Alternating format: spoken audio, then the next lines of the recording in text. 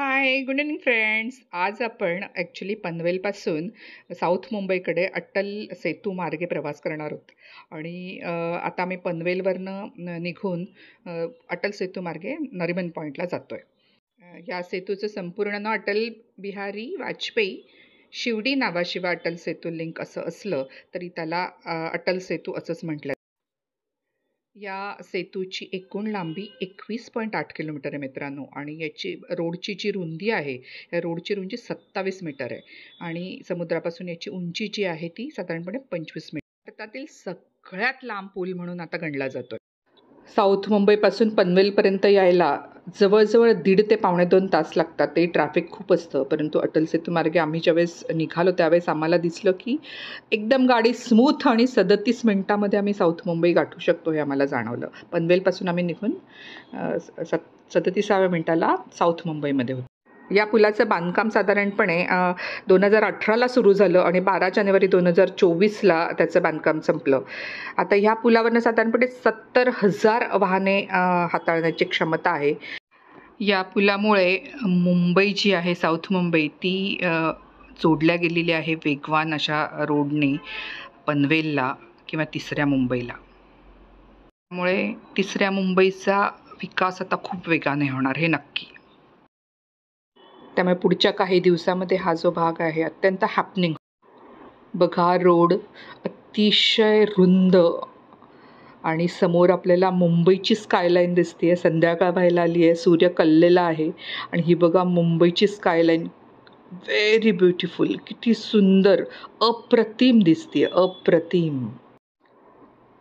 मधल्या काही भागामध्ये नॉईज पोल्युशन टाळण्यासाठी आणि फोटोग्राफी वगैरे करता येऊ नये म्हणून काही उंच अशा बॅरिकेड्स टाईप लावलेले आहेत की ज्याचा माशांना आणि जलजीवन जे आहे ते त्याला त्रास होणार नाही. या सेतूची एकूण बांधकामाची किंमत 17,843 कोटी एवढी आहे.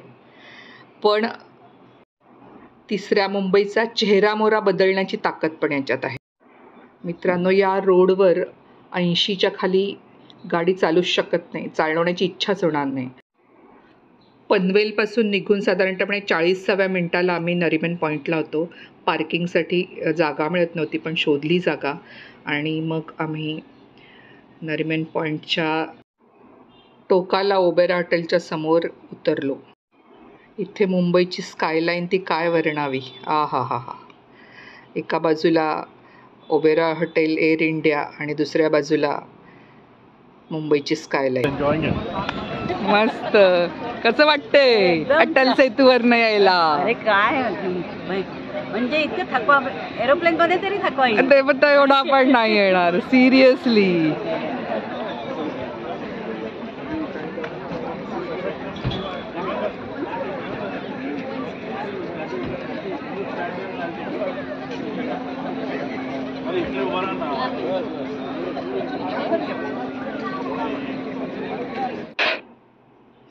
एका बाजूला हे बघा, हे ट्रायडंट आहे, ओबेरा ट्रायडंट, आणि त्याच्या बाजूला एअर इंडियाची बिल्डिंग. संध्याकाळी इथला नजारा. Best experience we had.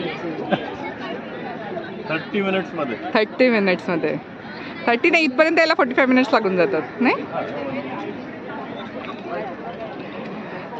मुंबईचे लोक शेवटी कुठेही जा, नरिमन पॉईंटला शेवटी पोचतात. पनवेलला जा, नाही तर अजून कुठे जा. आता वाटतं असं की पुणे बॉम्बे जोडलं गेलं. हा, पुणे बॉम्बे जोडला गेलाय. त्याला मुंबई म्हणतात. हा, मुंबई म्हणतात. पुणे मुंबई. नरिमन पॉईंटच्या सी शोरची मजाची कुठेच येणार नाही, भारतातल्या कुठल्याच शहरात येणार नाही, हे मी खात्रीने सांगू शकते. आम्ही तिथे फोटोग्राफ्स काढले, थोडीशी मज्जा केली. त्याला राजभवनपासून सुरू होऊन मलबार हिल आणि गिरगाव चौपाटी असा क्वीन्स नेकलेसचा हा नजारा अप्रतिम. कधी न झोपणारी ही आपली मुंबई पहा. हे आहे CST रेल्वे स्टेशन.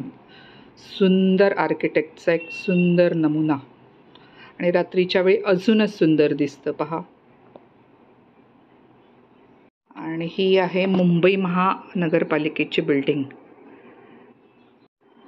या इमारती म्हणजे इंग्रजांची देण म्हणायला हवी, कारण त्यानंतरच्या काळात इतक्या सुंदर इमारती भारतात उभ्या राहिल्या नाही आहेत.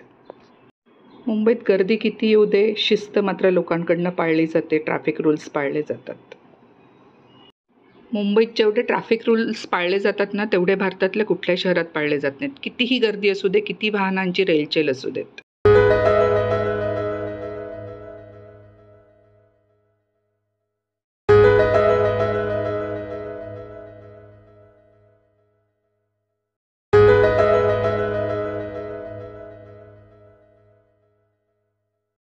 साऊथ मुंबईची सफर करून आम्ही पुन्हा अटल सेतू मार्गेच पनवेलला जाण्यासाठी निघालो. मित्रांनो आणि मैत्रिणींनो, हा ब्लॉग जर आपल्याला आवडला असेल तर लाईक करा, शेअर करा आणि सबस्क्राईब करायला बिलकुल विसरू नका. Good night and stay blessed.